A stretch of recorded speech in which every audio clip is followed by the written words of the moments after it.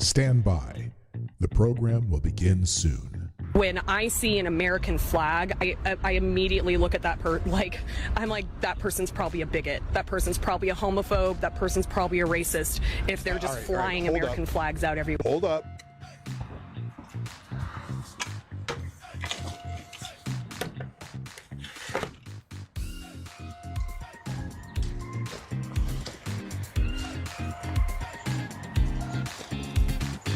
Hey, this sounds more like a you problem. You should probably go see somebody about that.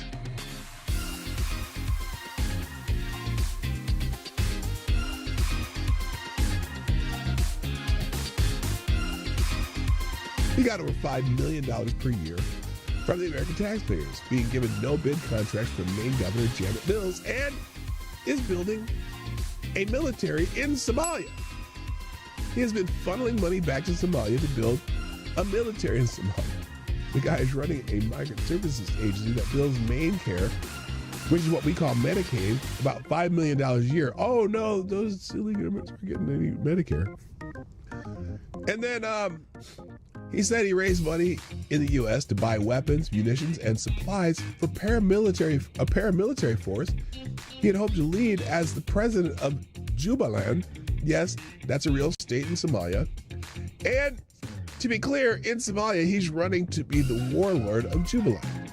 Elections in Jubaland aren't exactly like elections in America. It's whoever has the most guns is able to certify the election. So he needed to buy a paramilitary organization and paramilitary support in order to win the election.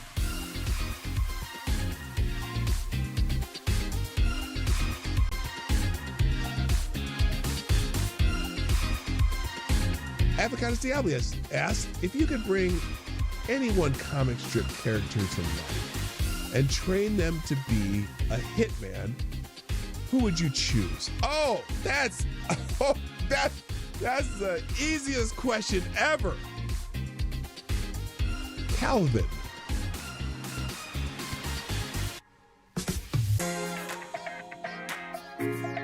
Calvin. Oh, look, Somnambule Nation, you and I are on the same page. Calvin. From Calvin and Hobbes. Yes. And by God, Calvin would be the greatest hitman to ever live. Better than John Wick. I guarantee it. I didn't have to think of it. Stand by. The program will begin soon. Yes, it's true. The Obama administration deported over 3 million people, and the Biden administration over 4 million people. But they didn't need troops. They didn't need military in the streets to do it. Tell me why. Put it in the chat. Tell me why you think that's that. Because when Obama and Biden were in office, there were no riots in the streets of Los Angeles, even though 80% of the deportations were also expedited with no hearing. But you didn't give a shit then. Now that Trump's in office, you suddenly give a shit. Hope that helps.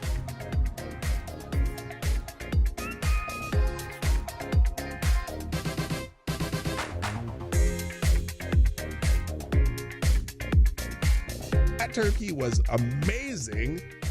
Mostly because I cooked it, because I'm really good at cooking turkey. So one of my tricks new tricks that I do, you know how when you cook a turkey in a pan, even if you got one of those raised pans, it always happens. You cook this turkey and the breast of the turkey get all nice, the top gets all nice and brown, and then you go to cut the underside and the thighs and legs are like all white underneath and not even done. Well, there's a trick you can do to avoid that. What you do is you cook the bird upside down for at least 1/3 of the cooking time. So you end up browning the bottom and sealing that first, even more so. And the other thing I do is I start my oven at 500 degrees. The first 45 minutes to an hour, you put it at 500 degrees, and then you turn it down to 325 and do the rest of the cooking. But anyway, do it upside down, and 1/3 of the way through, then you flip the bird back over in the pan, and the entire bird gets finished at the same time. So apparently, in Europe, you can refer to Americans as pigs. but not convicted rapist. The German court gives woman harsher punishment than convicted. I hate it when people say rapist. I'll just say unwanted sexual activity peoples for calling him a disgraceful pig. She called someone convicted of that crime a disgraceful pig and got a harsher punishment than the person who actually committed unwanted sexual activity.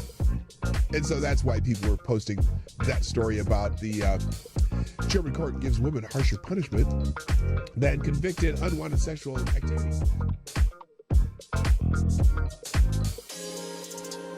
Stand by. The program will begin soon. There's a story about this man, too. He led the attack on Pearl Harbor, but died a Christian missionary on December 7, 1941. Captain Mitsuo Fuchida flew the lead plane against Pearl Harbor, shouting the famous code, Tora, Tora, Tora. He hated America. But after the war, he met a former American POW, Jacob DeSager, who had returned to Japan not to punish him, but to preach the gospel. Shocked by this forgiveness, Fuchida bought a Bible. He converted to Christianity in 1950. The man who started the Pacific War spent the rest of his life touring the U.S. and Japan preaching. Quote, I was a follower of the sword. Now I'm a follower of the cross. Amazing.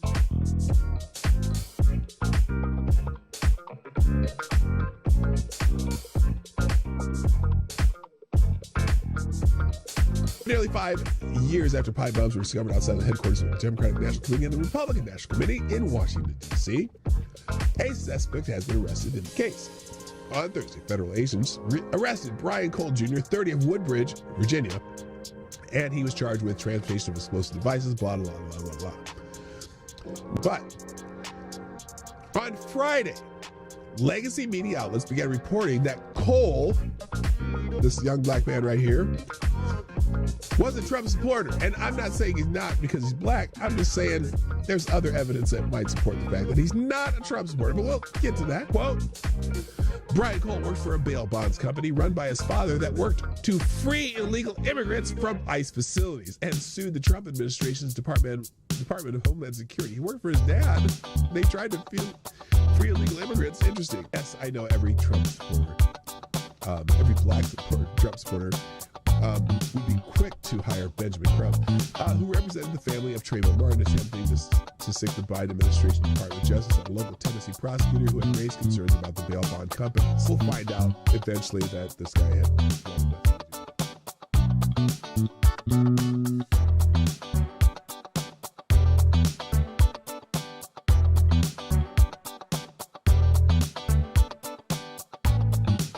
Additionally, if you open this up to ice fishing, while on the surface it sounds good, then what happens next year? Does someone come back and say, I want an ice shanty on Hudson Springs Park for X amount of time? And if you then allow ice fishing with shanties, then that leads to another problem. Prostitution. And now you've got the police chief and the police department involved. Just data points to consider.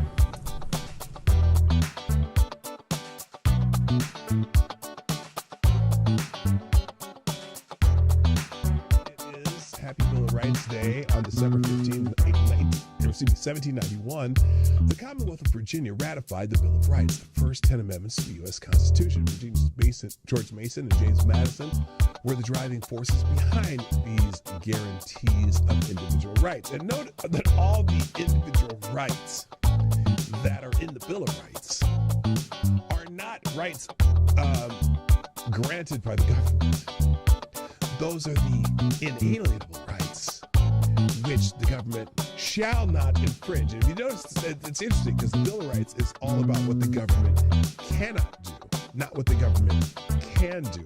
And I think the kind of got away from that a little bit, where some people seem to think that the government is going to grant you rights. No, these are rights you have, whether there's a government or not, and the rights that the government must protect for you. So it was a unique thing when it came about in 1791. one, that government is not there to grant you or give you privileges, but rather to protect rights that you have.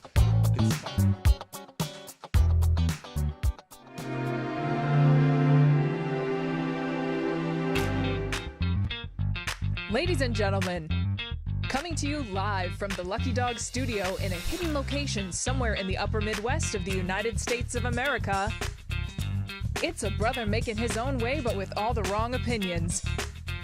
Welcome to the Morning Night Live with your host, the one and only Dawg Knight. Well, it's Friday, and we're here ready for the Friday Q&A. But you know what? Before that, good morning, everybody. Welcome to the Morning Night Live. I'm your host, Marty, also known as Dawg Knight on the internet. Welcome back to the Dawg Knight Channel, where something crazy going on about Somalia, and it has nothing to do with Minnesota, although there's plenty of Minnesota news to be had. But this one, you're going to go, what? Scratching my head over this one. So anyway, I'll tell you in a minute. It's Friday Q&A. If you have questions of any kind, as Avocados Diablo seems to fill in the blank. And thank you, Kara Soldier, too. Already got questions going. So click that link at the top. Also share the stream. Also, well, the hell, I don't know. I'm here a little bit earlier than normal, which makes me happy, and hopefully it makes you happy too. So let's get it going. First in the chat today is the Pope. Tyrannius III gets the bell. I almost clicked AD's music out of habit. Also, good morning. Speaking of AD, good morning, Avocados Diablo. And Gunfox61, the administrator of the PDawgKnight Discord server. Jesse Leon making an appearance. What's up? Happy Friday to you too. Attack Alpaca's here. K-Shaw, what up, Kirsten? Getting a little something in the throat. Green Badger Outdoors, what up? Lewis is in the house. Louis. And that's it, because nobody expects the P-Dawg to be here this early. So it's just you 11 folks. Hopefully some more people realize, oh, the show started. It's like, some people probably don't even know the normal time. It's supposed to be 10 o'clock Eastern, but my work makes it hard to get here on time, but I'm here today closer to on time. And so that's how it's going to be. Unless, did something happen? Is this stream still going, right? Oh, no, yeah, because some more questions are going in the Q&A. So I see that happening. Is this thing working? Hang on a second. Okay, it's actually officially going. So, yeah, it's weird that I only have the chat ends. Let's try this. That's not happening. Is that really the end of the chat? Someone put something in the regular chat just to make sure that it's working. Because that's unusual, that it just stops. Which makes me wonder, is my stream still going? Okay, there we go. Okay, there's Somnambule Nation. There's people happening. All right, cool. I feel better now. By the way, Tyrannius III has today's message of hope, not from the Father, not from the Son, but from the Holy Ghost. Yes, the triumvirate of holiness, the third of the triumvirate. Blessings of the Holy Ghost. Today is the second day of the new year. Remember, the longest trips start with the smallest steps. Oh. Very well. Very well done there, sir. Thank you for the message of hope. Also, good morning. Speaking of hope, there's Lord Stanhope jumping in the chat. So, there you go. We see you loud and clear. Fantastic. Okay. So let's get it going. Thanks to people sharing the stream. Oh, what is this? Oh, Lord. Oh, Lord. You got to be kidding me. Oh, no, I knew that. That's part of the show. All right. People sharing the stream already. I appreciate you so much. Looks like we got, we got a tank. Green Badger Outdoors, military equipment day. It's not really military equipment day, but let's go. And then Somnambule Nation tweeting out the show on your own, like I appreciate you doing every time you do it. Today's there's some Ric Flair from Tyre Alexander. Thank you. Me currently. Oh, why? What do you got going on? If that's you currently, that means you got that Ric Flair walk. I always laughed at when he did that. It just looks so awkward. Also, there we go. Let's do it. Let's go. It's go time. What's his name? Farley, Chris Farley. We got that. And then people retweeting the show include Man Squatch, Somnambule Nation, Ty Alexander, Green Badger Outdoors, and who is this? Hang on. Why is this not even showing? Oh, that's Cashapp. You have a new Avi. Maybe you changed it a while ago. There you go. There you go. All right. Wow, there's not a whole lot of people here yet. Is it because I'm freaking people out because I'm here way earlier than normal, and now it's down to 10. Somebody already left. That sucks. Gunfox is driving or something, so he's lurking there. Well, we're just gonna do it for you 10 people. If that's the way it is, that's the way it's just the way it is. Some things will never change. It just is. I gotta work on that. Is there something goofy going on? Okay, now I got YouTube is not receiving enough video to maintain smooth streaming. What the hell is going on here? What the bloody hell? All right, well, we'll figure it out. Oh, okay, Bruce. Yeah, oh, good. Bruce Hornsby, you recognize that. All right, let's talk about today's holiday. In the honor of the University of Alabama, it's from Greenbow, Alabama. It's National Cream Puff Day. Yeah. So people are celebrating that. Anyone who is paying attention to college football would know what I was doing there. National Cream Puff Day, and people are putting out pictures of cream puffs. So I got to tell you something. There is a place in the United States of America that might make the best cream puff I've ever had in my life. And oh shoot, I took it down. What the hell? All right, hang on a second. Now I got to find it again. It's Schmidt's Sausage House.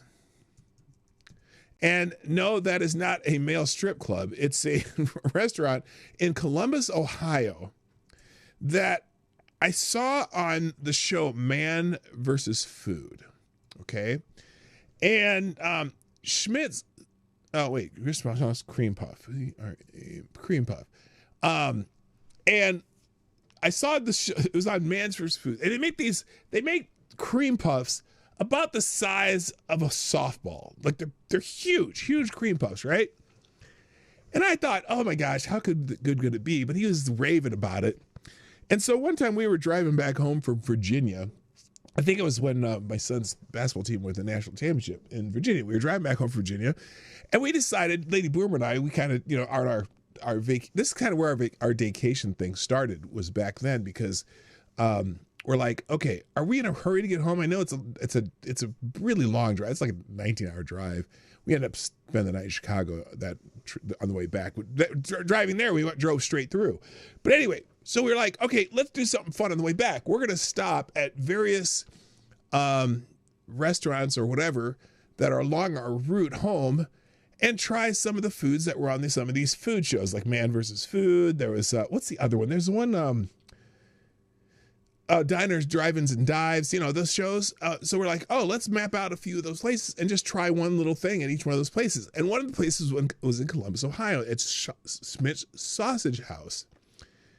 And, because we're going to try one of these cream puffs, and we didn't really believe how big they are.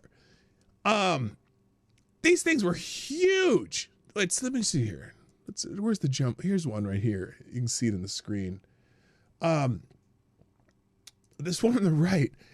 Literally, I have huge hands, and the thing was this big. And so we got one chocolate one, one vanilla one, and I was like, how good can these be? And I took a bite, and I was like, holy shit. It was just amazing. Nope, the cream puffs sold at the Wisconsin State Fair are the best. People wait all year to stock up on them. LOL. You know what? And we're going to try that this year. We're going to go to this Wisconsin State Fair too and see what the best foods are there. But kind of like those donuts at the Minnesota State Fair. I was like, I took a bite of that donut. I'm like, oh my God, I could eat. I need to have one of these every day. But anyway, at Schmidt's Sausage House, the cream puff was so good. It was big, it was nice and soft, and the cream was, and I was like, I can't even, that's how good it was. I couldn't even talk. So anyway, happy National Cream Puff Day. And also in honor of the University of Alabama, who got their butts kicked by the Indiana Hoosiers yesterday in college football, which, you know, if I'd have told you that, let's say it was about 20 years ago, if I'd have said Indiana beat Alabama 38-3 in a college football game, I'd have slapped myself for saying it, because it'd have been like, oh, no way, dummy. But anyway, yeah, some surprises in the college football championships, if you're paying attention. Also, Ole Miss beat Georgia, which was a big upset. So, yeah, I don't think any of the teams that had the buys didn't do all that well. And commence clipping of this segment. Yeah, I know, it's sports talk, and I'm done talking about it, but anyone who appreciates college football at all knows why I put the Cream Puff and the University of Alabama together. So that's it. No more football talk. That's it. Sorry. Okay. Other holidays today include, well, we got National Cream Puff Day, obviously. It's also Ancestry Day. So, go figure out something about your family tree. National Personal Trainer Awareness Day. It's like, I've never heard of personal trainers. Oh, there's something called a personal trainer. Well, now I'm aware of personal trainers. Whatever the fuck that means. National Pet Travel Safety Day. That's a good one. Now, if you have like dogs that you ride in the car, you're supposed to have these like safety harness seatbelt things for them. We never do that. Clifford is a great car dog. And he doesn't run around. He doesn't move around. He doesn't like run around. He usually just lays down, hangs out on trips. He doesn't look out the window a lot, so we're good. National Erica Day, if your name's Erica. And then 55-mile-an-hour speed limit day. Who came up with that crap? That was dumb when they did it back in was it the 70s, like late 70s? They're like, well, we're going to conserve gas by changing the speed limit to 55 miles an hour. So now you can get a ticket for driving normal. Because, I mean, we regularly drove my dad was just like Leadfoot, drove 80s. Was it 55 in the 80s? Okay, I can't remember. All I remember is I hated it. And I was so happy when they got rid of it. And now, like in some states, like in Montana, they had it. There was a point in time that Montana just said, fuck it, we're not going to even have a speed limit on some of our roads. But I think they finally decided to change it to 80 miles an hour on the freeways in Montana. It's 75 in western Nebraska. I mean, I love that, because then I can go 85, because they don't really stop you unless you're going more than 10 miles over the limit. So, F that thing. And then here's, I don't do this normally, but it's also part of International Creativity Month, National Train Your Dog Month, National Staying Healthy Month, Get Organized Month, Financial Wellness Month, International Quality of Life Month, National Blood Donor Month, Family Fitness Lifestyle Month, Thyroid Awareness Month, Dry January. Oh, fuck that. National Book Blitz Month, National Mentoring Month, National Bath Safety Month, January. Did they spell that wrong?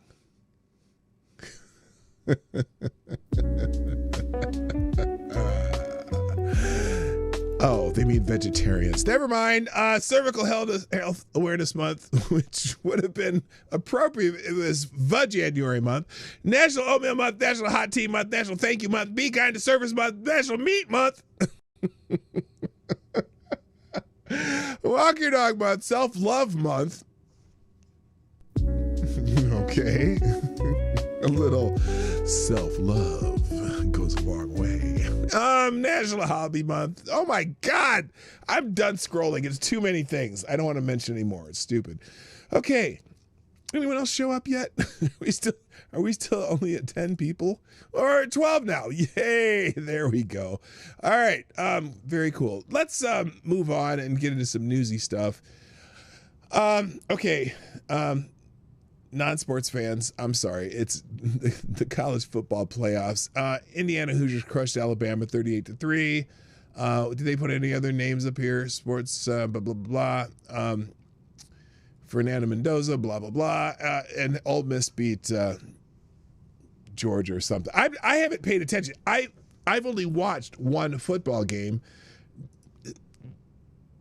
I was going to say this month, but the last 30 days. And I watched the Indiana-Alabama game because I was in a bar where it was on the TV. And holy shit, they got their ass kicked. All right, moving on. Here's some of the topics that came up when I went to the search column. Apparently, we already knew this, but it seems to be a trending topic. Trump administration freezes Minnesota child care funds over fraud allegations. Video from YouTuber Nick Shirley and others exposed Somali-run daycares in Minnesota billing for ghost children, building on past scandals like the $250 million fee in our future fraud. Department of Health and Human Services responded by halting Minnesota's $185 million annual child care funding and sending agents for on-site checks. Similar claims in Washington State, where one daycare pulled in over $1 million for just 2 children, and Ohio prompted further scrutiny while officials and critics clash over fraud probes versus ethnic targeting. So this thing has gotten so weird. There's so many people out there saying, wait a minute, what's this? As fraud has been racked up into the billions, it's becoming clear that if the fraud was halted, we wouldn't even need to pay any income taxes. The entire national debt is probably nothing but fraud and foreign aid. We have been robbed blind because our government is inept and corrupt. Okay, I'm not going to agree with that 100%, but it's certainly a large portion of your tax dollars is going to things that are just what the fuck. So there's some people talking about doing a tax revolt. We'll see what happens. Here's one. Let's see. Over 40, okay, here's one. This is the one we talked about yesterday. Over 40 daycares reportedly opened in Columbus, Ohio on the same day, all linked to the same inactive shell entity. We talked about that. They pulled in $14 million in taxpayer-funded subsidies in a single year. Same paperwork, same structure, same funding stream. No matter where you land politically, this raises serious questions. How was this approved? Who signed off? Where was the oversight? So, and the fact that they were all in the same, place, that's where you got to go, what the fuck? But, so that kind of brings up Minnesota, and there's kind of a combination between Minnesota and the Somali communities all being scrutinized like that. But a lot of people on the left are just apoplectic, saying, oh, this is not true. Nick Shirley's a liar. This place was open. This place had this and this and that and the other, right? Well, we've talked all about that, so I'm not going to spend a whole lot of time on that. But what I do want to talk about is something that happened in New York City. New York City, get a rope. Actually, Turtle Island, the United Nations.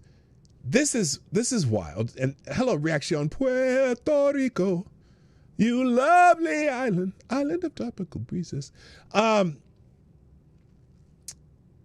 The UN Security Council has what's known as a rotating chair, as in, different countries chair the UN Security Council. And right now, this in the year of our Lord, 2026, guess who's going to head the UN Security Council? Which country? Well, that would be Somalia.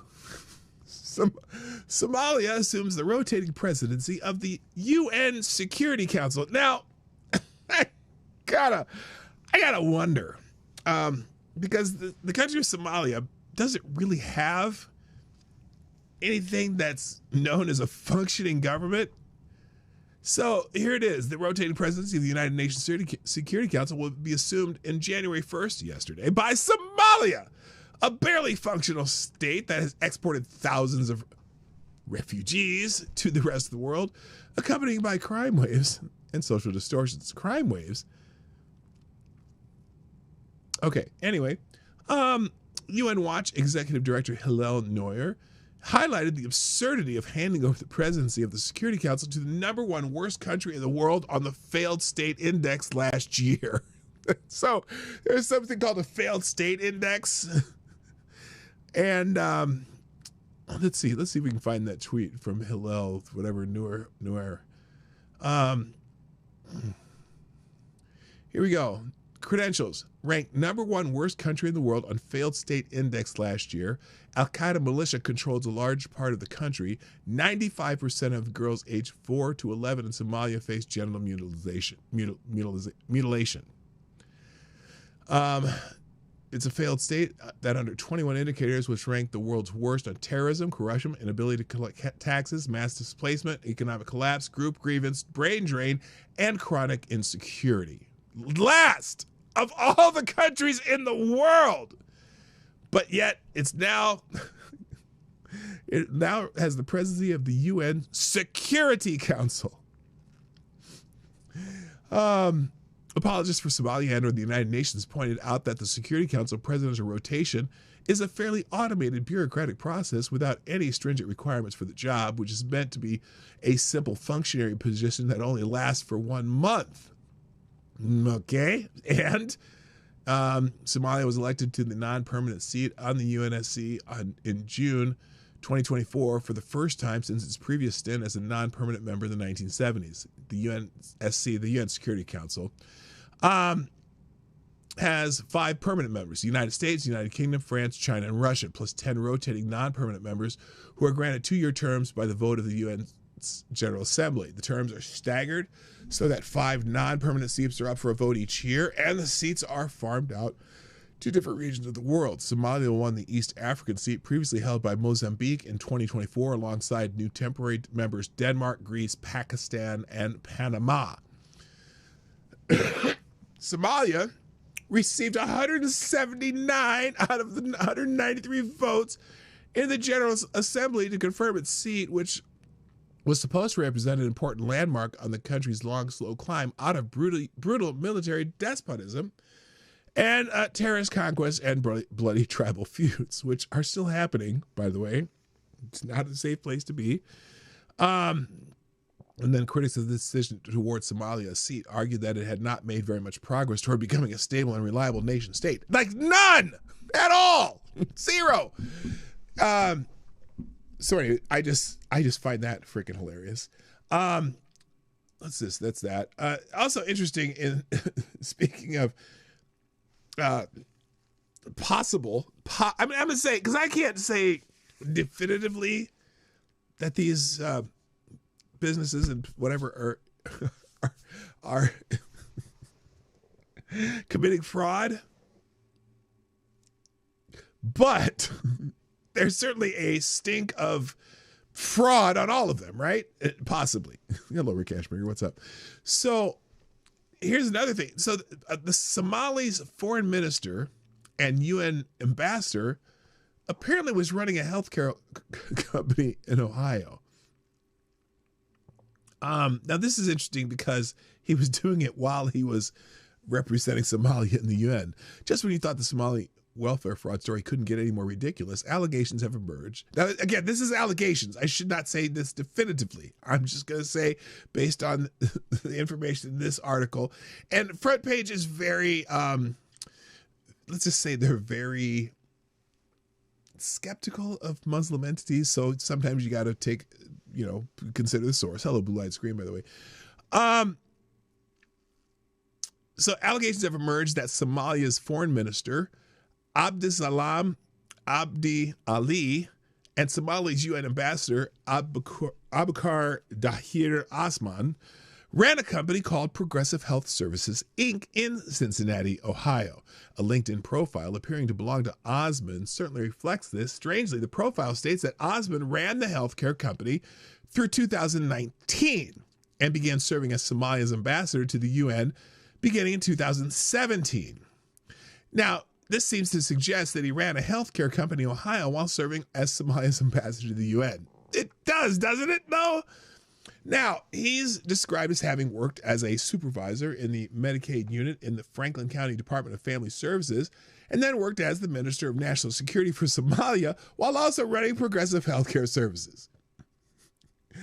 All of this seems to be a massive conflict of interest with a foreign government official involved in Ohio healthcare.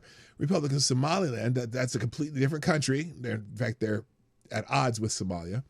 Tweeted that Osman entered the U.S. as a refugee in 1986 by claiming asylum. He presented himself as a victim of persecution under Somalia's Syed Barre regime, specifically alleging that he was from the Isaac clan, an ethnic group in Somaliland.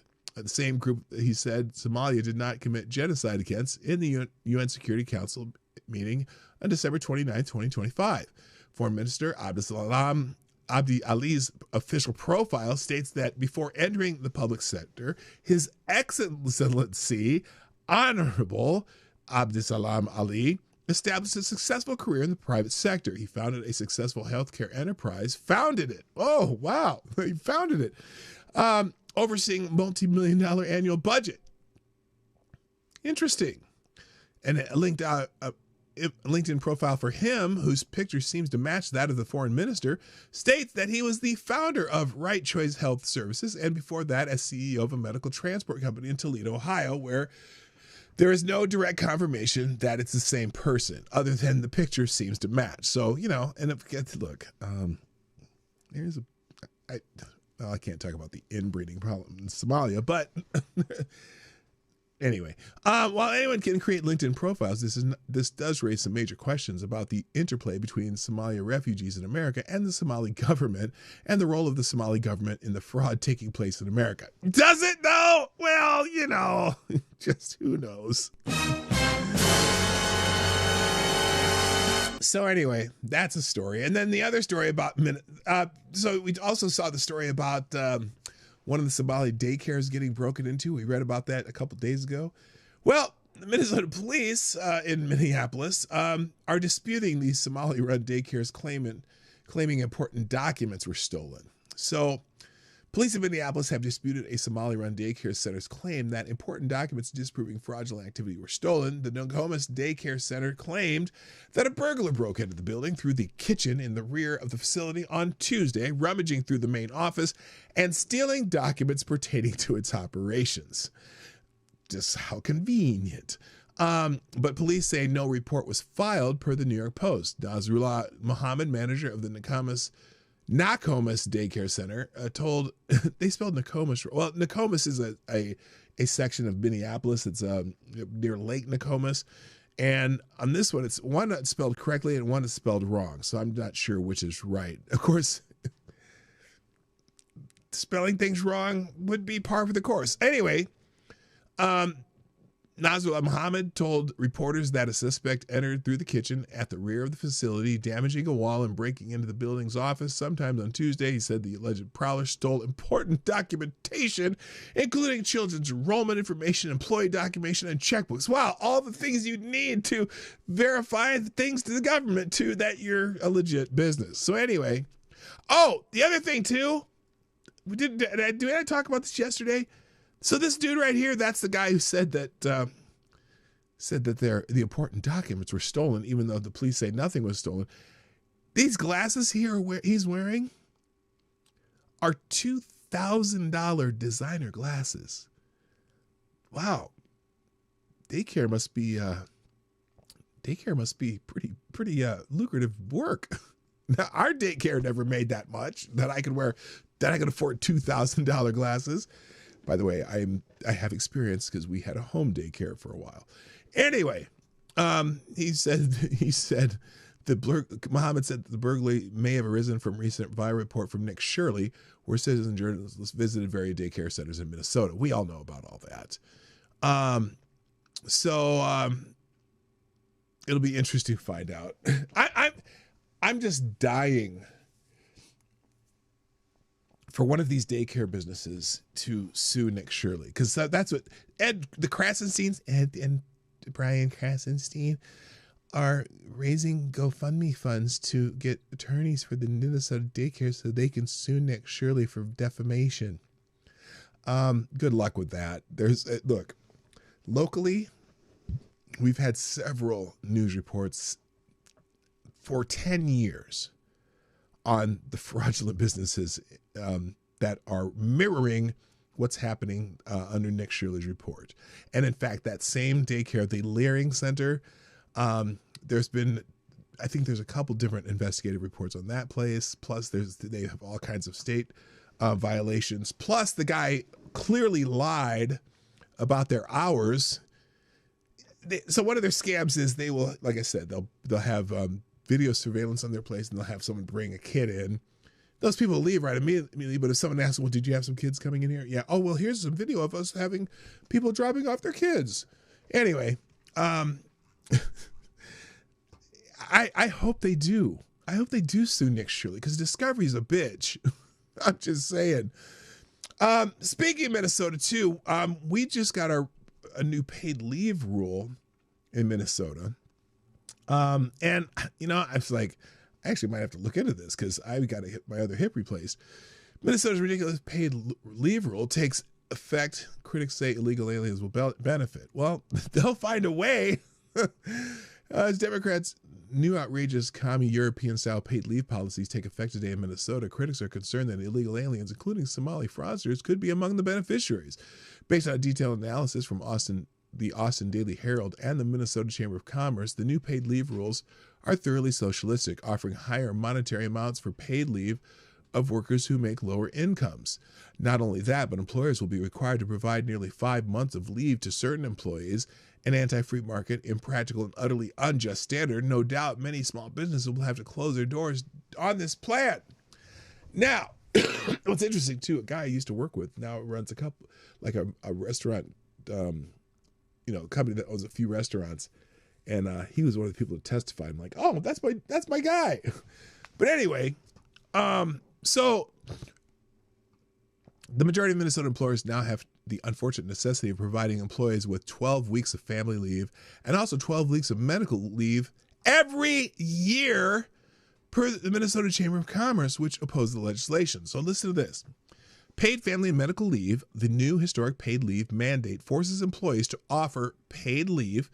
The program will be administered by a new state agency with over 400 full-time employees. It will be paid for through surplus funds, which we have none, and a considerable increase in payroll taxes, which they are doing, which can be split between employers and employees. Additional program expansions and requirements, along with the technical and programming changes made during the 2024 legislative session, revealed that the payroll tax would need to dramatically increase to cover the program and ensure solvency. 0.88 a minute from the originally stated 0.7%. Well, I don't know what that means. As for surplus funds, I'm not sure where Democrats plan to get those, as Minnesota is facing a nearly $3 billion budget shortfall. Meanwhile, taxpayers will have to shoulder yet more of the financial burden.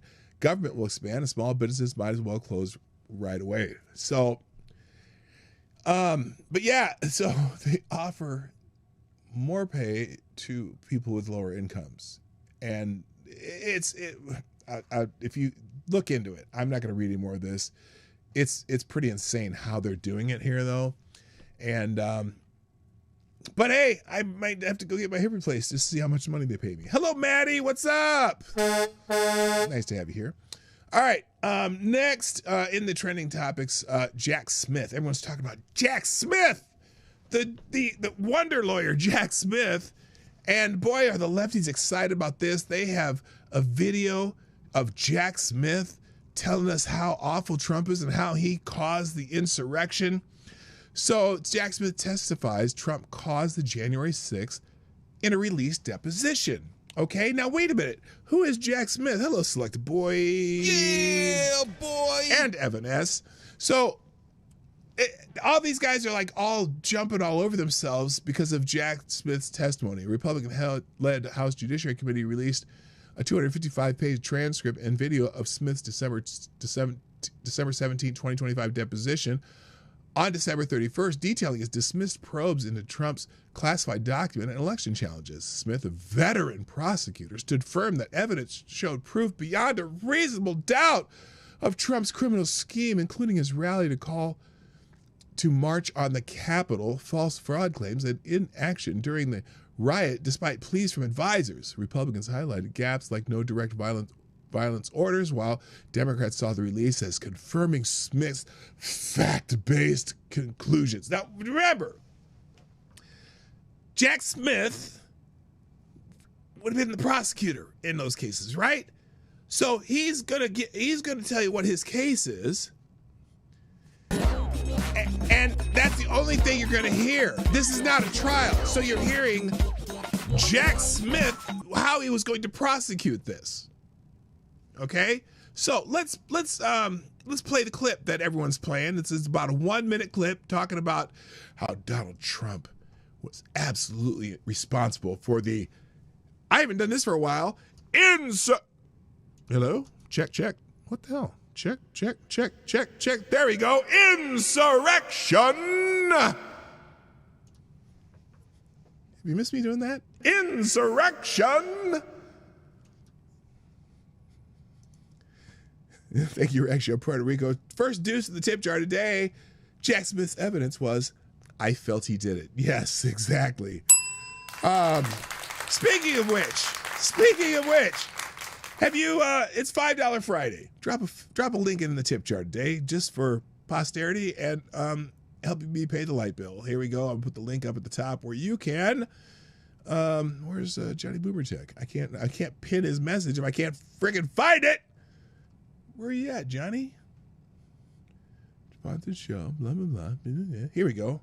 I'm going to change the pin message. There we go. There's the link to the Streamlabs. That's the best place to do it. It's $5 Friday. Drop a 5 in the tip drawer. Okay, here's Jack Smith on his side of Donald Trump did this. So did you develop evidence that President Trump that's really soft. Was responsible for the violence? That's as high as it goes. So our view of the evidence was that he caused it. Did you hear the preface? Our view of the evidence. So this is his opinion on how he was going to argue it. Notice there's not going to be a rebuttal because this is not the trial. So he can say whatever he wants, and Democrats can treat it as gold. And that he exploited it, and that it was foreseeable to him. Foreseeable, huh? You don't have any evidence that he instructed people. I wonder if he foresaw the fact that there would be people like who's that dickhead Ray Epps pushing people to the Capitol. Did he foresee that? Did he foresee Jonathan, that little Jonathan dickhead guy that was an Antifa guy from Seattle coming in and trying to? He was one of the first ones to start breaking windows by that door. Did he foresee that? Like, is that someone Donald Trump set up there to do that?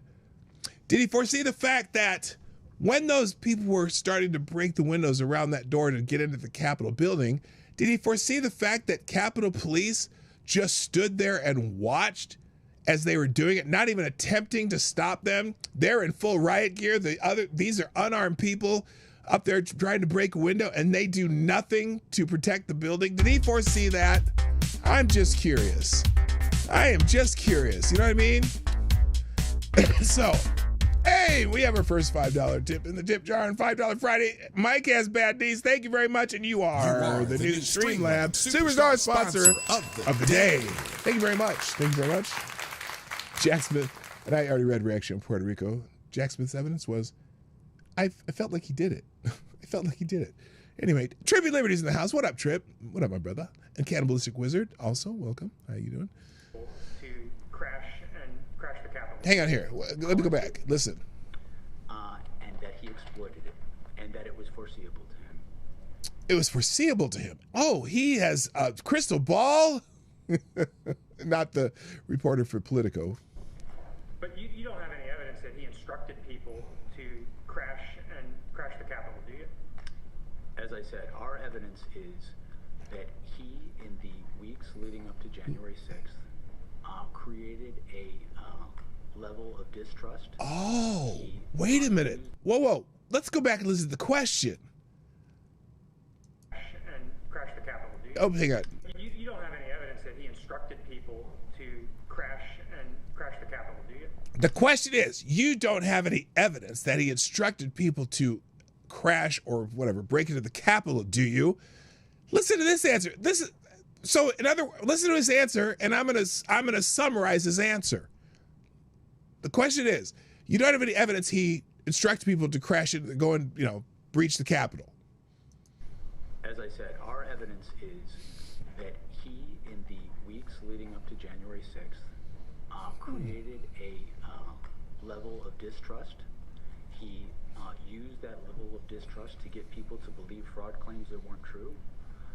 He made false statements to state legislatures, to his supporters, in all sorts of contexts, and was aware in the days leading up to January 6th that his supporters were angry when he invited them, and then he directed them to the Capitol.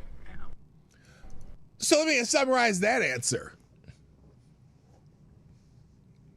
No, I don't have any evidence that he instructed them to crash or breach the Capitol.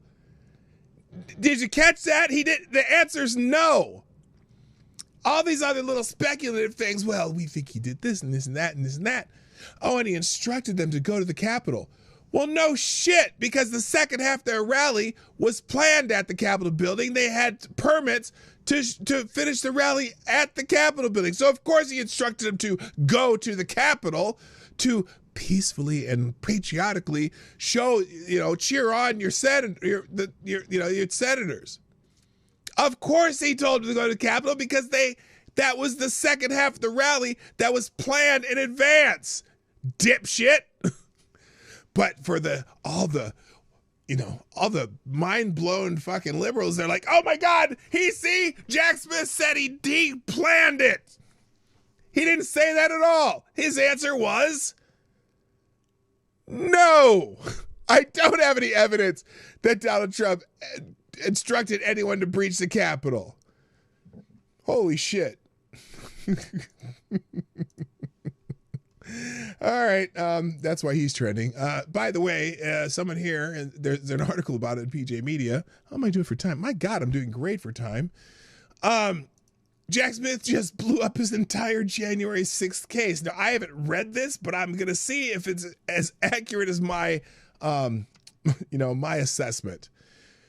Jack Smith just torched what was left of his own January 6th investigation. The former special counsel sat down for over an 8-hour deposition with the House Judiciary Committee on December 17, 2025. And when the transcript was released to the public on Wednesday, it contained a stunning admission. It turns out that the former special counsel admitted under oath that Cassidy Hutchinson, the committee's star witness, relied on secondhand hearsay instead of firsthand evidence when she testified about Trump's conduct after the 2020 election. Oh, that's the one who said, she's the one who said that Donald Trump attacked his Secret Service agents in the limousine and tried to grab the wheel. that nuthead. Now, but it gets better. Smith said if he were acting as a defense attorney and Hutchinson were called as a witness, the first thing he would do would be to seek to exclude portions of her testimony. Oh my God. Quote, if I were a defense attorney and Ms. Hutchinson were a witness, the first thing I would do was seek to preclude some of her testimony because it was hearsay. And I don't have the full range of her testimony in front of me right now, but I do remember that was a decent part of it, Smith admitted. Smith was also asked about specific claims Hutchinson had made, including that Trump was aware that some of his supporters would be armed at his rally and that Trump attempted to grab the steering wheel of his driver out of anger. Hutchinson was a second or even third-hand witness, Smith said, adding that the other witnesses gave different perspectives than her. Oh, really? Because we never heard about him. All we heard about for a week was fucking Cassidy Hutchinson. We interviewed, I think, the people she talked to, and we also interviewed, if my recollection is correct, officers who were there, including the officer who was in the car, Smith said. And that officer, if my recollection is correct, and I want to be sure I'm right about this, said that President Trump was very angry and wanted to go to the Capitol, but the version of events that he explained was not the same as what Cassidy Hutchinson said, and she heard from somebody secondhand. Now, wait a minute. This is the same Cassidy Hutchinson that testified in front of the J6 committee telling that same bullshit story. Wow. Maybe they should have talked to Jack Smith first. Smith noted that a number of the things that she gave evidence on were secondhand hearsay and were things that she said she heard from other people. As a result, that testimony may or not be admissible, and it certainly wouldn't be as powerful as firsthand testimony. Good Lord. Hutchinson served as top White House aide for Chief of Staff Mark Meadows in the months after Trump's first term, which gave her access to internal discussions following the 2020 election. The partisan January 6th committee nevertheless trotted her out as a key witness, and the media ate it up. Her testimony dominated the headlines and cable news cycles. What makes it be more makes this even more suspicious is that Hutchinson didn't mention her ridiculous steering wheel story in any of her earlier committee interviews. She later claimed that she had withheld that specific account at earlier sessions at the direction of her former lawyer, Stefan Passatino. That's a convenient excuse for changing her story at the most dramatic moment possible. Smith blew up not only his own case against Trump, but also the partisan January 6th committee and its work. They weren't interested in due process or facts. They wanted to hang Trump and relied on clearly bogus testimony that wouldn't be admissible in a court of law. Once again, we get proof that the entire thing was a witch hunt against Trump. Now, I think it's even more significant that when they asked him directly, if you think Trump had instructed anyone to enter that Capitol, and he said everything but yes. Basically, his answer summarized, it was no, because they certainly didn't answer the question. Well, you know, he should have known that some of this was happening. Some people were riled up and people were at his rally, blah, blah, blah, blah, blah. No, that's a yes or no question, dickhead. All right, enough of this. Let's get through this and get to Friday Q&A. Here we go. So Jack Smith is trending, obviously, because all the lefties are just, oh my God, he said this and that, blah, blah, blah, blah, blah. And he didn't say shit. Other things trending, Catherine Herridge, how do you say her name? Catherine Herridge, the former CBS reporter, accuses CBS of suppressing the Hunter Biden laptop story. I'm in the duh category, but anyway, as a CBS senior investigative reporter starting in October 2020, Herridge authenticated laptop data, including a $1 million Chinese retainer proposal and a commission of forensic review linking emails to Joe Biden, despite her pushes, executive delays airing. Oh, this was her own story. Despite her pushes, executive delayed airing until post-midterms, even as Leslie Stahl claimed it couldn't be verified. Oh, shit! That was before then! She also revealed blocks on an Elon Musk interview and Veterans Day benefit story, plus CBS seizing her files upon her 2024 exit, which she called an assault on journalism. Now independent with her X show, Herridge sees rising trust in direct platforms amid eroding faith in legacy media. Well, yeah, absolutely. So here's the... We eventually broadcast a story about the Hunter Biden laptop after the midterm elections in 2022. We commissioned a forensic review. I got a copy of the laptop data. I have it here still. I went to a lot of effort to get the cleanest copy of the laptop data, the same data that was provided to the FBI, because I didn't want to have any professional journalistic risk for CBS News. I wanted this thing to be totally locked down. When we did the story, we did it after the midterms. I argued against that because it was ready before the midterms. And my training is that you should always do the story when it's ready to go. You should not be dictated by the political cycle. Once we got the laptop story on the morning news, I felt that there was so much there that we could still do. For example, in the text messages, there's unfortunately the use of the N-word, the liberal use of the N-word. And I thought this was worthy of a story, but I was told that it was not something that... Wait. Wait. They withheld the fact that the N-bombs were flying on Hunter Biden's laptop? Could you imagine them ever withholding that when it comes to any Republican whatsoever? Who is she talking about? Hunter Biden. We're talking about the Hunter Biden laptop. Wow. Interested CBS News. Then I asked for a forensic review of the laptop, and we found that there were more than half a dozen emails that were likely used by Joe Biden. I thought that was a story, but the answer that came back was, well, we need to know what the content is of the emails. But that was going to be... I'm going to just leave the thread because there's several different clips of her talking about this, but basically CBS executives, they had this story and CBS executives killed it. But then they did that interview with Leslie Stahl Oh my God. CBS stopped her from publishing the Hunter Biden investigation. So there you go. That's simple and complete. Other things trending, Damme obviously was sworn in yesterday.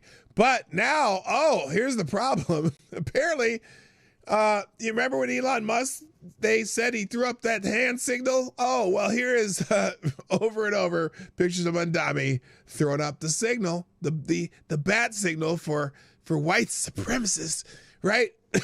the old Roman salute, as some people like to call it. Wow, remember when Elon Musk did that? Holy shit. It was the end of the world as we know it. In fact, Politico wrote this article, Elon Musk Nazi salute sparks fury from Europe's left wing. Well, how did Damme do? And the funny thing is, let me just remind you of one of the people who were talking about Elon Musk during that time, and she was having none of it.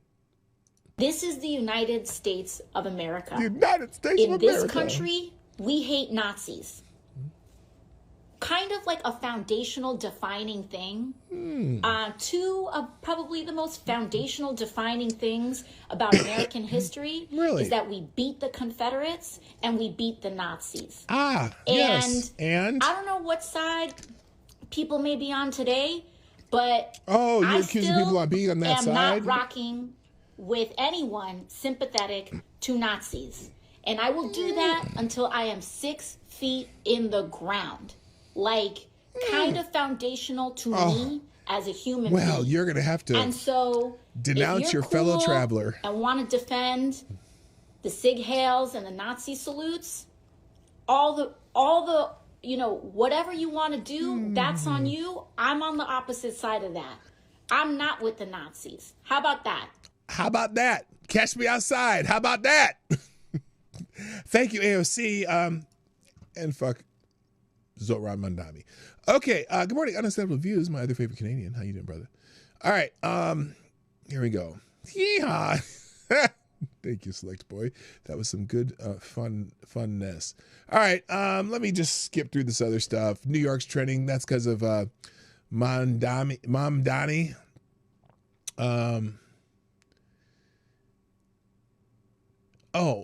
Something interesting too. What was the other thing that about him?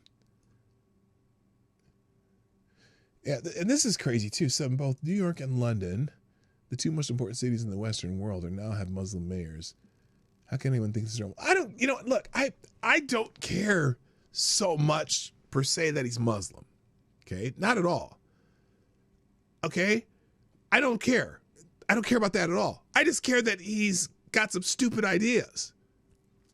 Oh, hello, Tone Tech, fascist symbols, all in American money. Oh yeah, well,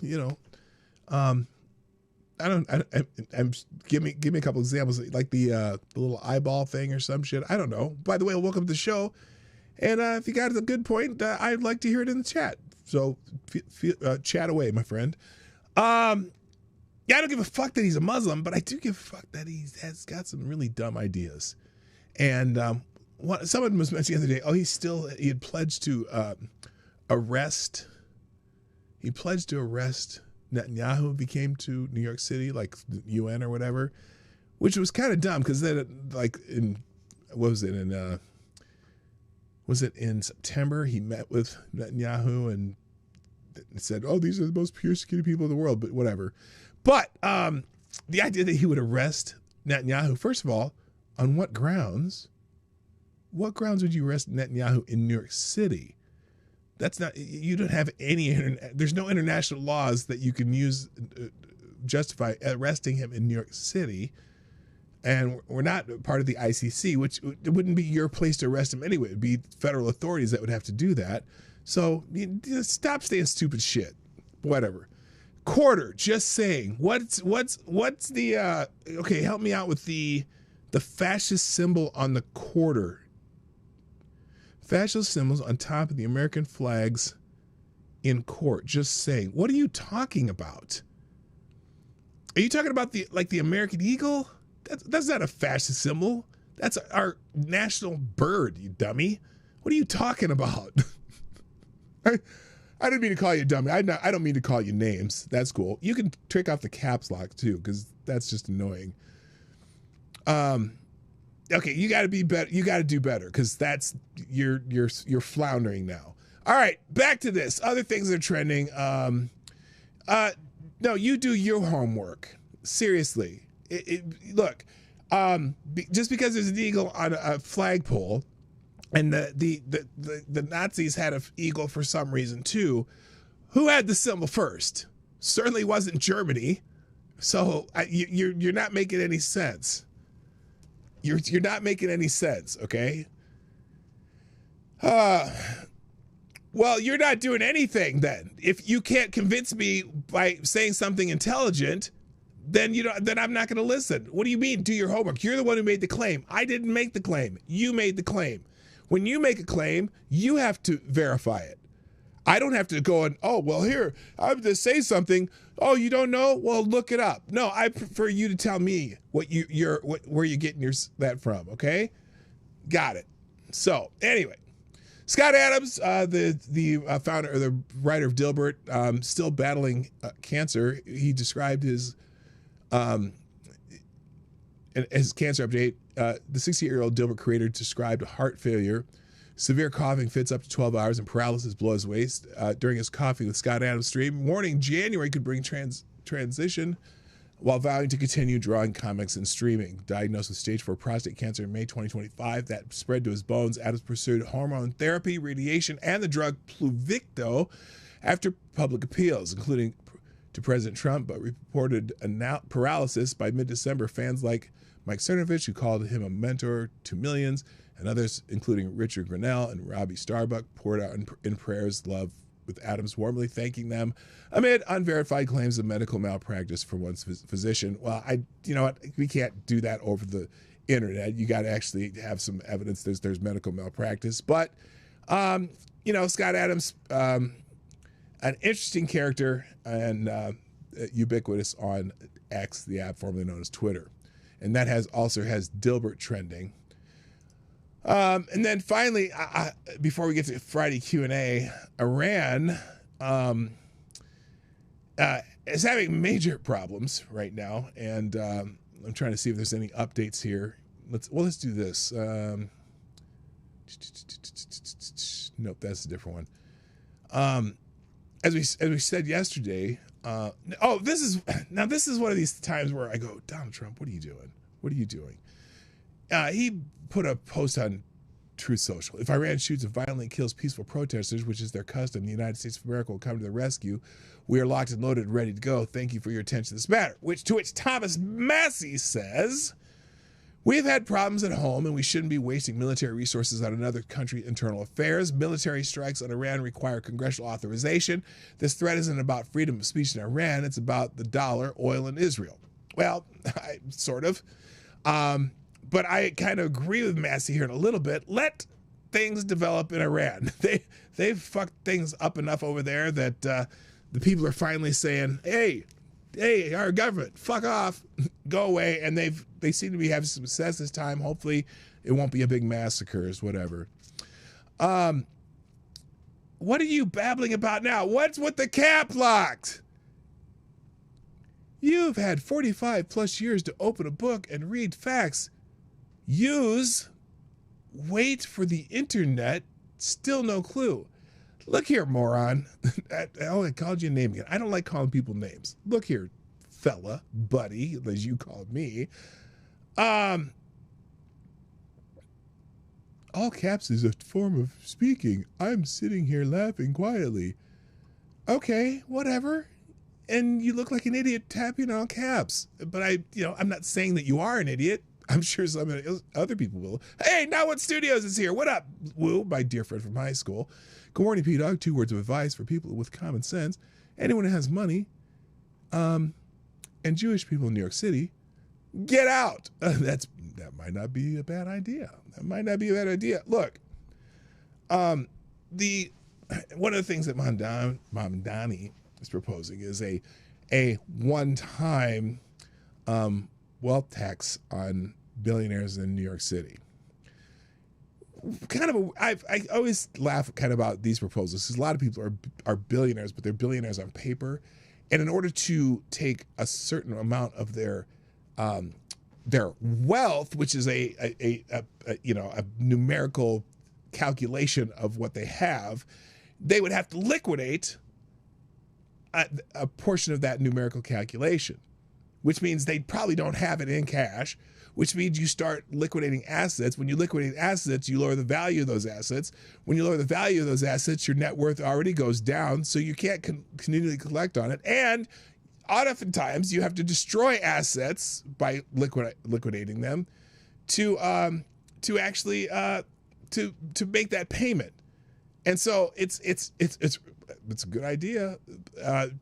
Let's tax billionaires more. Well, whatever you collect from them isn't going to pay for everything that you want. And it seems like every time they say, well, we want to do this. Well, if we just tax billionaires more. Well, we want this. We tax billionaires more.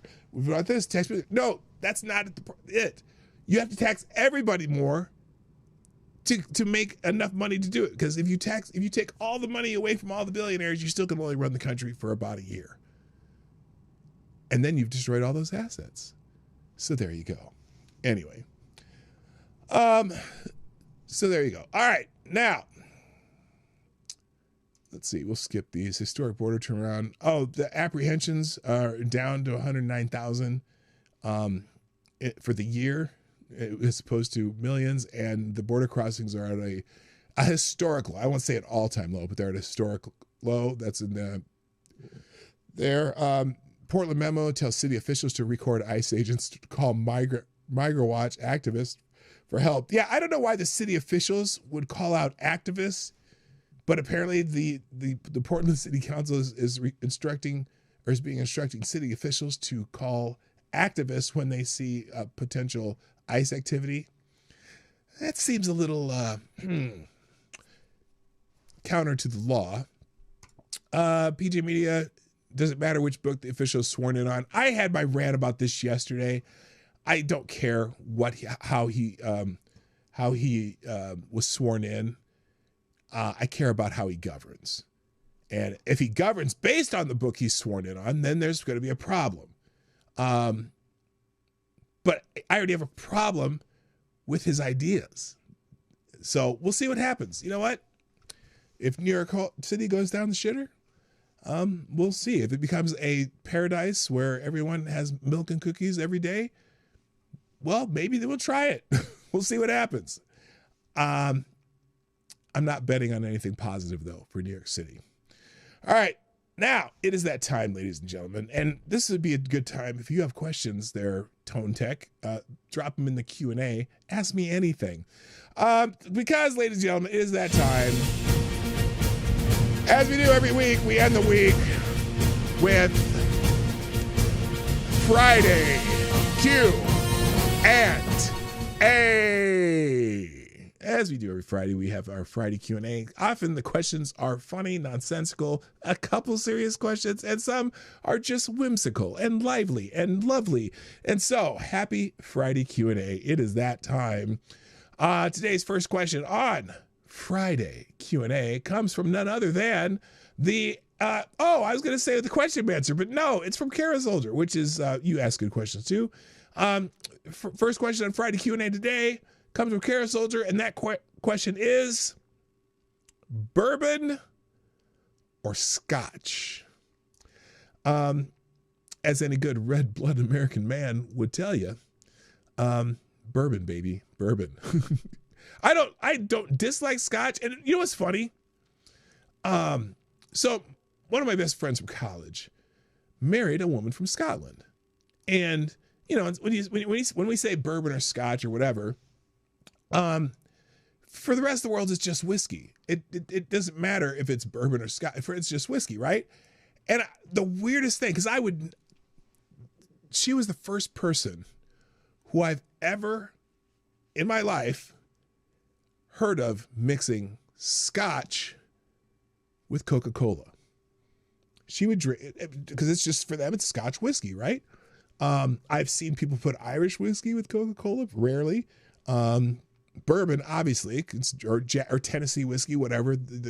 American Sour Mash whiskey, which is technically only bourbon if it's from Kentucky. Although now you can, apparently they've changed that law or that rule because there's bourbons made in other states.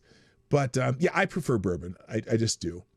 Okay, there we go. All right, so next question. Avocado Diablo asks, what addle-pated wantwit thought selling scissors in packaging that could be only opened with a second pair of scissors was a good idea, as if I would be buying some if I already had some? Oh, man, isn't that the truth? Isn't that the truth? You ever buy scissors and they're in this plastic shit that you can't even open without like a hacksaw or freaking another pair of scissors? Who thought of that? I don't know. I don't even have an answer to that. I could probably look it up on the internet, but then Tone Tech would make fun of me for having to look shit up on the internet. So there we go. Avocados Diablo asks, if gasoline comes from oil and oil comes from dead plants and animals, does that mean combustion engines run on necromancy? Didn't you ask this question last week? Like why not? But not just any animals, it's dinosaurs. Remember? You got to get that straight. It's dinosaurs, not just any animal. Kara Soldier asks, what's your favorite Mel Brooks movie? Oh, come on. It has to be Blazing Saddles. It has to be Blazing Saddles. And, especially as a black man, me just laughing at all the jokes that can't be told anymore. That shit was funny. I'm just saying. I did like, what's the one where they're doing the musical? The Producers. That's a pretty good one too. But come on, Blazing Saddles. It's the Mel Brooks movie. I did like Young Frankenstein too, though. That was pretty funny. All right, next, Avocado Diablo asks, do you think Pringles cans are shaped that way to hold the chips, or are Pringles chips shaped that way so they can fit in the can? Oh, obviously it's the former. Come on, that's a silly question. They made the Pringles and then they made the can to fit so the Pringles would fit in the can. Pringles are, what are exactly are Pringles though? Does anyone really know what that is? I mean, it can't be just potatoes and salt and whatever. That's why, look, I've gotten to the point where I will only eat Lay's potato chips. You know why? Because you look at the ingredients on this package, potatoes, salt, and oil. That's it. 3 ingredients. And but you look at like Doritos, oh my God. There's like a death warrant on that ingredient list. So, but yeah, Pringles. Yeah, I avoid Pringles now. I thought they were the greatest thing ever when I was a kid because you take the can and you walk down the street and you have some Pringles and you take a stack of them that big and you eat them one by one. And you're like, oh, I need another stack. And by in 10 minutes the whole can would be gone. But anyway, all right. Let's see. Avocado Diablo asks, do you have any idea what this note I left myself that says Hitler, Super Gophers, Dark Side of the Moon, lingerie? Do you know what that means? Because even I am not sure what I was thinking of in that one. I'm not 100% sure why exactly those things go together in any way, shape, or form whatsoever. Tone Tech, click if you want questions on Friday Q&A, there's a link right at the top of the chat there. You got to click that and put them there. Because I don't really pay attention to the chat during Friday Q&A unless I ask you a question. So no, Edie, I have no idea. That's some nonsensical shit that only you could come up with. Avocados Diablo asks, have you ever considered that there may be a universe where people shit in refrigerators and store their food in toilets?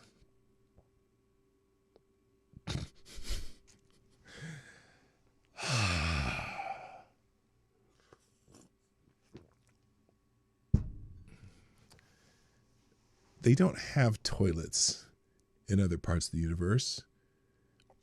They have devices. And that's all I'm going to say about that. Avocado Diablo asks, have you ever... Wait a minute. That's the same... Oh, wait. Oh, I thought it was the same question again. Have you ever considered that there may also be a universe where one has to get consent from their car before opening the gas cap and inserting the nozzle to fill the tank? Well, no, that's That's a California law. Kara Soldier asks, Lord of the Rings or Narnia? You know, okay, I think I've already discussed this once. I have never seen the movie Lord of the Rings, read one book of it, and I just wasn't feeling it. And I really like Narnia. So I'm going to be, I'll just say Narnia. All right, cool.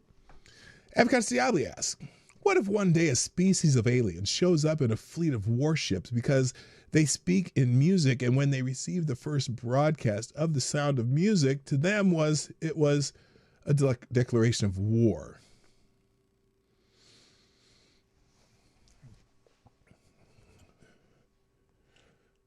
The hills are alive with the sound of music. Da, da, da, da, da, da, da, da. Wow. We're kind of fucked, huh? Book or movie? Well, I read one of the first, the Lord of the Rings. That's you know. But I was pretty young when I read it, and maybe I didn't feel the theme of it as much. Whereas, you know. Anyway, let's see, where are we at here? Oh, Midnight Exile. What's up? Good afternoon, sir. Or good morning, or whatever time it is where you are. Where are we at? Lord Stand-Up asks, what advice would you give to someone who wants to be a social butterfly, yet is antisocial?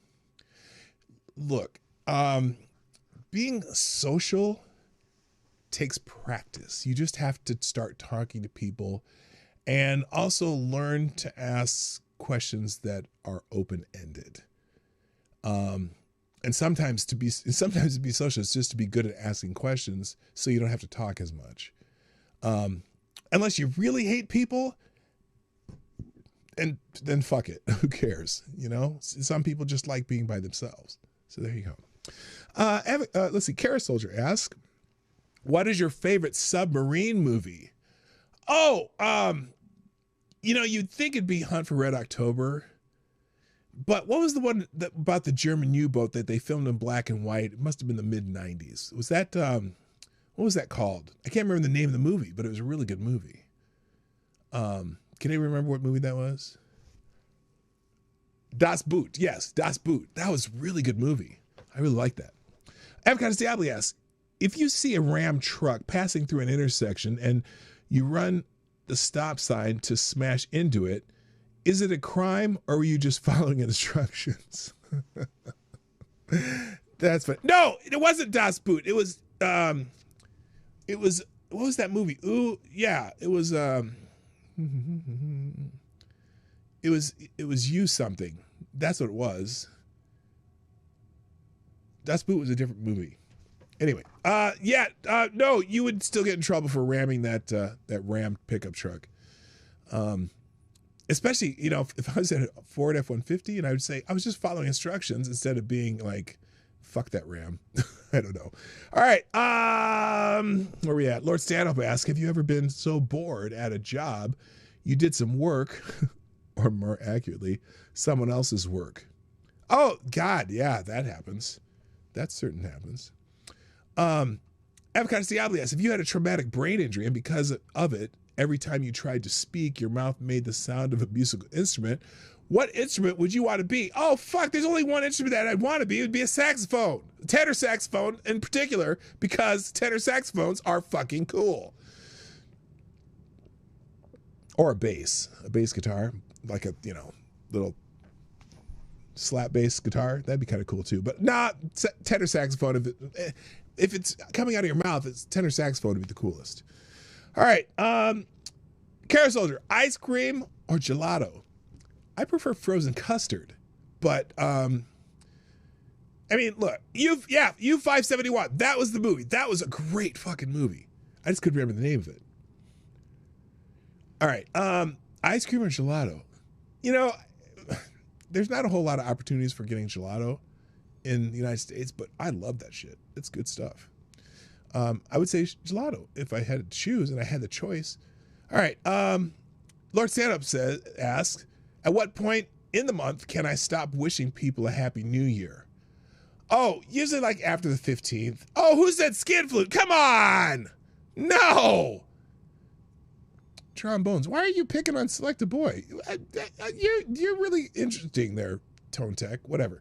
Okay. At what point in the month can I stop wishing people a happy new year? Usually around the 15th, or just look until either the 15th or until everyone that you've normally around, you've already said it. You know what I mean?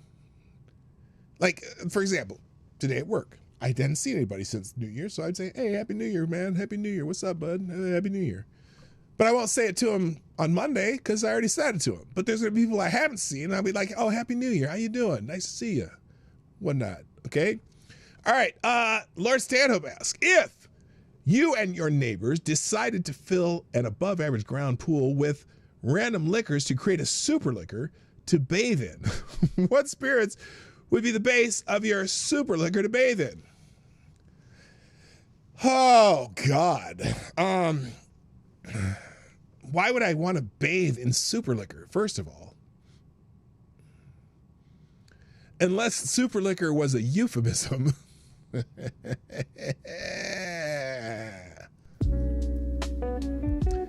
you catch what I'm saying.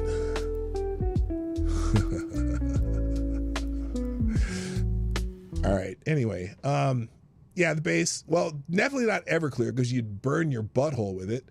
Probably some kind of 60 proof light alcohol, 60 proof liquor, like some kind of cheap bourbon or some shit. I don't know. All right. Who said no? Cara Soldier asks, as a professional bartender, if a German and a Brit got into a drinking contest, why is the American downing the keg and laughing as the Europeans are pissing themselves? Well, yeah, because especially if they're from Wisconsin. Have you ever seen those Brits on like, what is it, Instagram and TikTok and all the Brits who come to America and they start learning about how people drink in Wisconsin? I've seen it firsthand many times because one of my best friends lived in Wisconsin, and we would go over to the Summerfest at the Milwaukee Fairgrounds or Festival Grounds. And my God, these people drink like, it's crazy. It's amazing. And they drink more than anyone in the probably freaking world. So when the German and the Brit are getting into a drinking contest, yes, the Wisconsinite is probably laughing at them at very high volume. So yeah, what was the question? Why is the American downing the keg and laughing at the Europe? Because they have no idea what it's like to drink, especially if you're from Wisconsin. Avocados Diablo asks, if you were reincarnated as a vending machine, what would you want to sell? Oh, I would be like one of those claw machines. They drop the claw down and it's supposed to take a toy out and some shit. Toys. That'd be it. Because claw machines are actually just a vending machine that you kind of just kind of take money and you don't really sell a lot of stuff. Okay, so there you go. Lord Stanhope asks, is it true that the NFL forced the dissolution of the Lingerie Football League because it made the rest of football significantly less gay?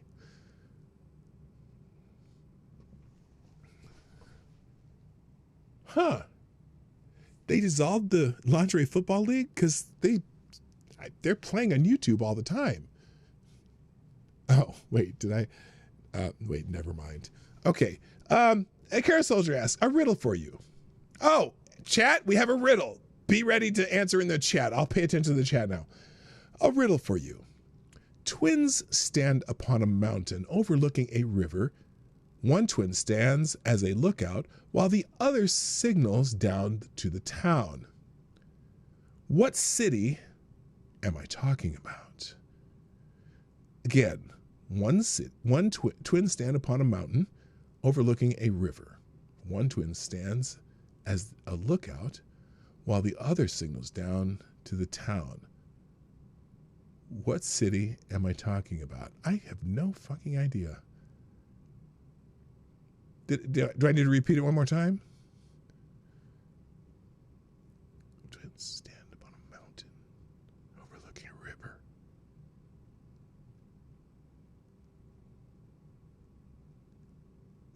So there's no mountains. in, I was going to say Cincinnati, but no.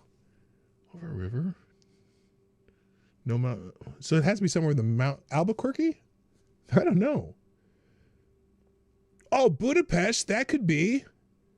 Because you're looking over, well, yeah, but if you're looking at the river, you're looking, it's not really a mountain either, but it's a big hill on the Pest side. Or no, on the Buda side, excuse me. And you kind of look down over the river, but the town's there too. I have no idea. Wait, you said no mountains. No, listen again. Here it is. A riddle for you. Twins stand upon a mountain overlooking a river. One twin stands as a lookout while the other signals down to the town. What city am I talking about? I don't know. Carousels, you might have to just clue us in. The clues are all there.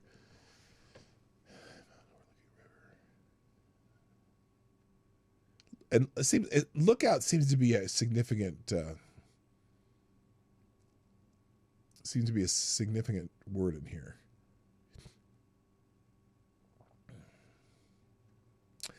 I'm going to give up because I'm running out of time now. Lord Stanhope asks, we'll come back to that if I can.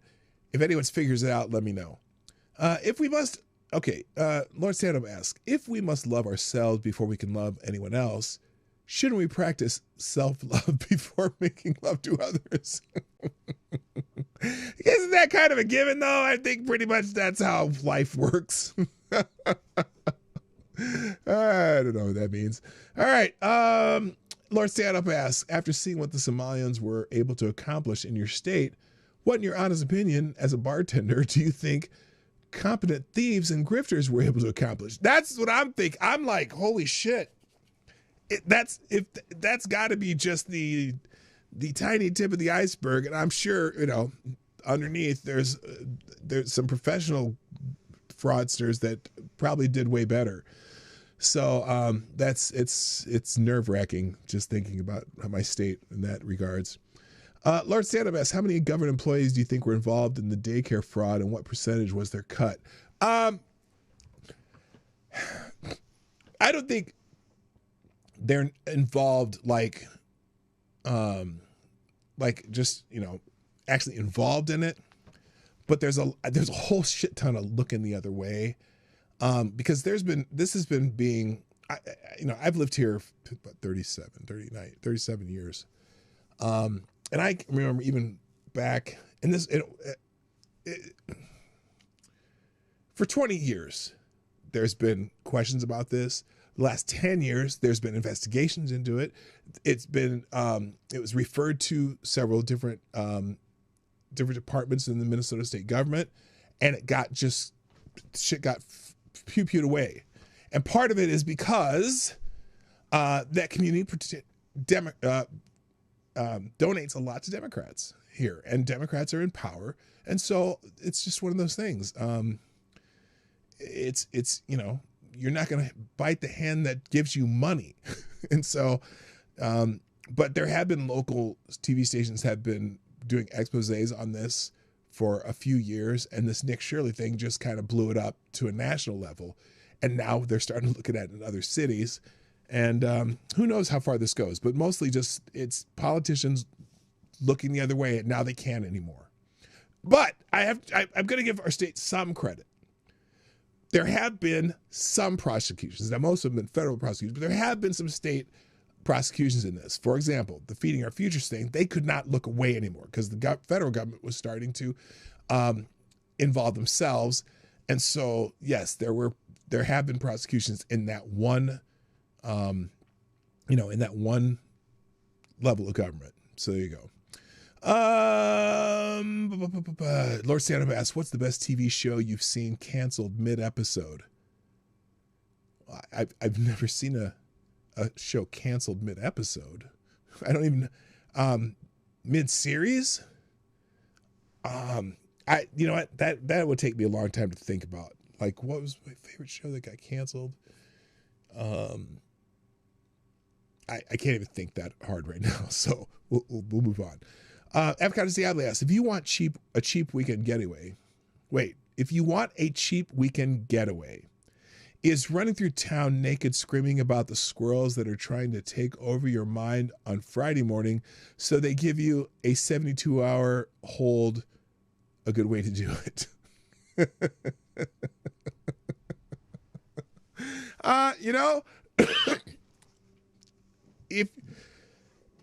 If you're willing to have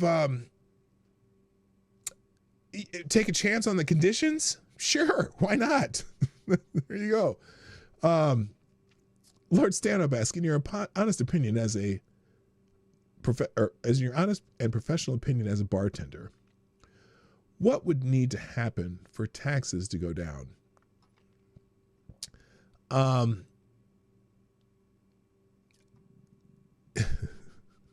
was going to say a complete fucking miracle, but they have to be serious about the spending, and they're just not. No, I don't think either party's serious about the spending. So I don't know. It's just, it's like a temporary government program, which is the same as a unicorn. So who knows? Lord Stand-Up asks, if you could grant AIDS to anyone on earth like Jack Smith or Ray Epps, who would it be? Oh, I'd never. I see. Now again, you got to remember, I'm not like that. I do not think that people should contract nasty shit just because I don't like them. So no, nobody. Although Ray Epps is not a bad answer, but no, I would not do that. So it's not my thing. Avocado Diablo asks, if you put one time machine in another time machine and set them at two different times, what happens? Well, it depends on which time machine you're in. Because who says the time machine goes anywhere? So if you're in the bigger time machine, but you're not in the time machine, you end up where the big time machine goes, sitting next to the time machine that you're next to. But if you're in the inner time machine of this time machine, while this time machine is sending you to this time, the inner time machine is sending you to this time, so you're over here with this inner time machine. Or something like that. Lars Stand-Up asks, what is your favorite source of information? Dreams, internet speculation, odd feelings, or your anus? Yeah.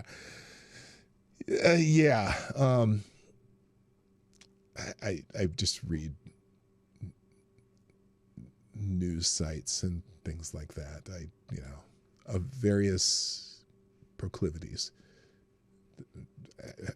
Yeah. Avocado Seattle asks, have you heard that they discovered that there were 12 daycare facilities in Minnesota that were being run by that thumbnail of Adam Schiff? Ah! Ladies and gentlemen, our weekly reminder of that Adam Schiff thumbnail I made that one time that is haunting me still.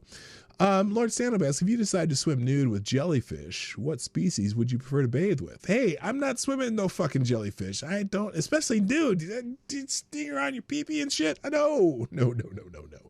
Avocado Sally asks, what do you think tastes better?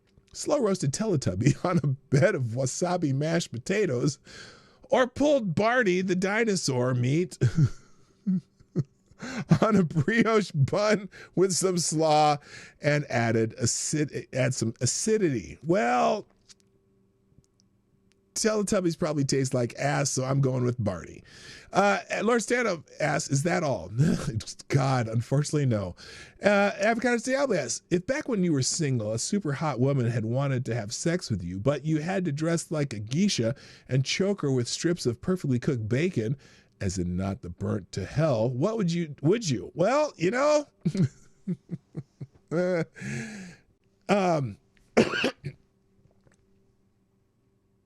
actually happened once. Select Boy asks, what is your favorite TV show that you dreamed of starring in one day? Oh, the A-Team. That's it. The A-Team. I would have loved to have been in the A-Team. I'd have found some super skill that none of those guys had. So there you go. You know, I could, you know, I was a sniper or some shit. Let's see. Lord Stand-Up asks, is Tone Tech a drunk, a drug addict, mentally ill, or a paid shill? Nah, he just likes trolling, and it's cool. I don't care. It's your Tone Tech. You're welcome here anytime, by the way. Just subscribe to the channel. You'll find me again.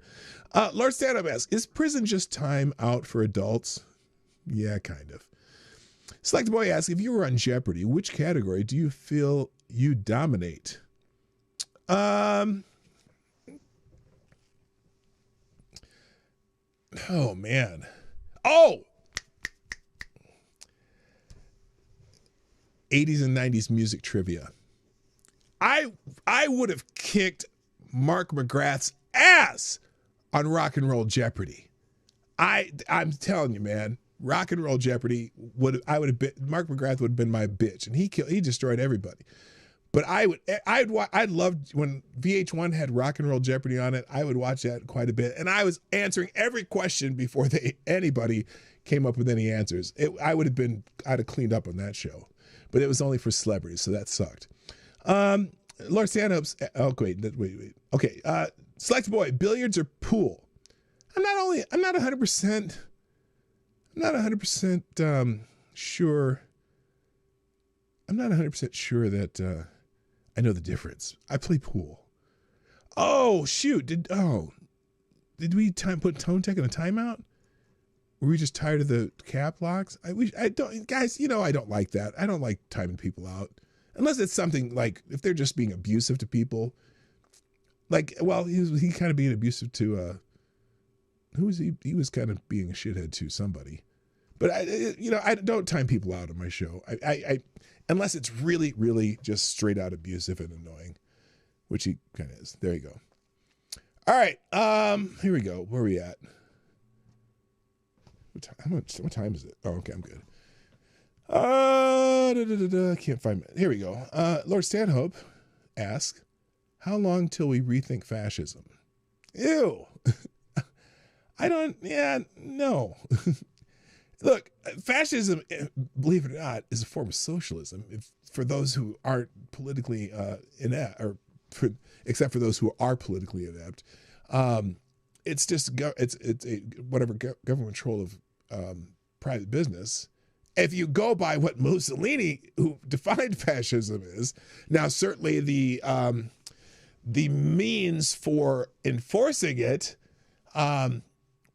The tactics for enforcing it is what most people think of as fascism, but that's not actually the technical definition of it. So anyway, Lord Stand-Up asks, prison... Oh, we already did that one. Select Boy, if you were on Jeopardy, we already did that one. What did I just skip something? Oh, I see. I missed one question, and now I'm going through those again. All right. You're going blind over here. Why? Are you jacking off? What does that mean? Which is the better cure for a cold, hot soup or hot tea? Ooh, well, if you ask any Jewish mother, you would know it's hot chicken soup. Lord Stanhope, are we done yet? Holy shit, not even close. Well, no, we are close. Oh, we're almost done. Thank God. Avocados Diablo asks, speaking of 1920s porn stars, are you late yet? I don't know that I could name a 1920s porn star. I could barely name any porn stars, but definitely not 1920s. Holy shit. Care Soldier asked, I capitalized lookout and signal. That's the clue. Oh. Did anyone get that answer? To the what was the question again? I forgot. Lookout and signal. Anybody get what's the answer? I don't know. Avocado Ciabi asks, if you multiply your social security number by 1, what is the answer? Your social security number? Oh, I see what you did there. Avocado Ciabi asks, when Sie Farben schmecken könnten, wie würde der Film mit der Farbe lila schmecken?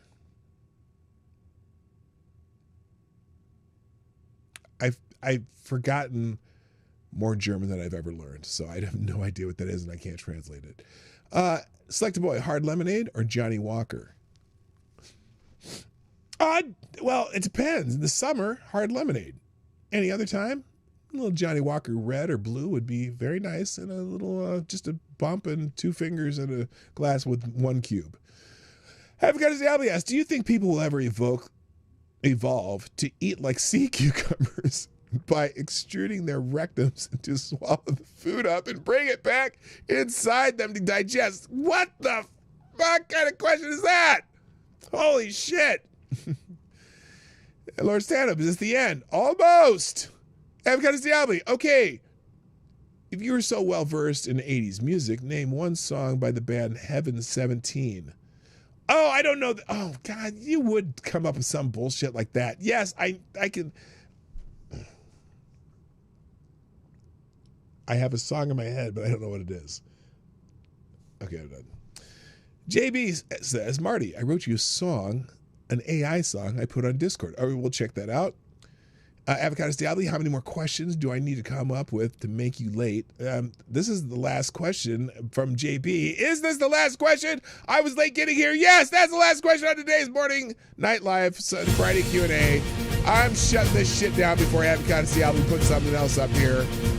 Maybe I can't. Where's the button? God damn it. Oh, shut that shit down. Q&A is over. Done. All right.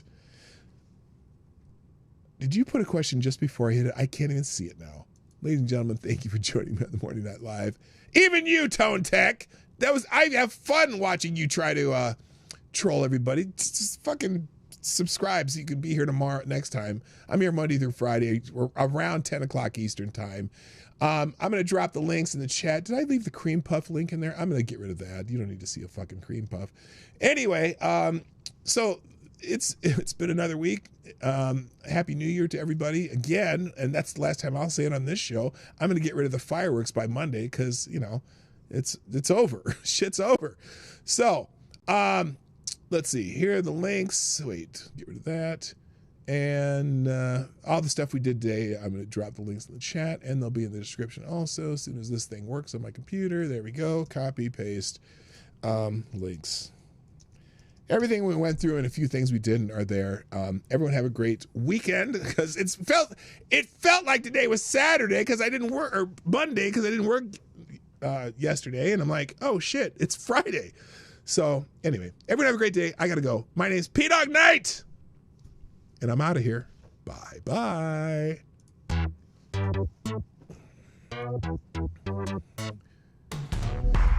Hey, this is Dawg Knight, and thank you for watching today on the Dawg Knight Channel. If you have an observation or remark you'd like to make about this video or my channel, I absolutely welcome you to write it in the comments section down below. I really look forward to hearing from you. And before you go, if you like what you saw but you're not already subscribed, please make sure you hit the subscribe button and definitely click that bell that pops up afterward so you'll be notified when I post new videos or when we go live. I broadcast my live show, The Morning Night Live, Monday through Friday at 10 a.m. Eastern, 9 o'clock Central. A special thank you to all supporters of this channel who share our videos on social media and who make donations through the Streamlabs link, which is also in the description down below. Thanks again, and until next time, I'm Dawg Knight, and I'm out of here.